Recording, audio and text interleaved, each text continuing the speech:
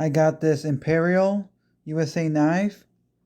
I think it's pearl handles, scales, Riddle, Quarries, Inc. in Kansas.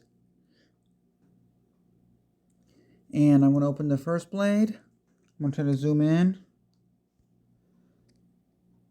Imperial stainless.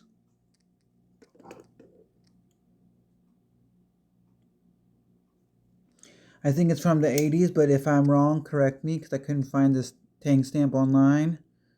And the second blade, and they look pretty nice, the blades. This one says Imperial stainless with the crown, I believe. Or a cat. I have to look off camera to tell. But it looks really clean. I got it for $4 at a estate sale. I'd like to know more information on these. If you have any information, let me know. It's not rusted at all. Maybe a little small rust spots. Imperial Stainless USA.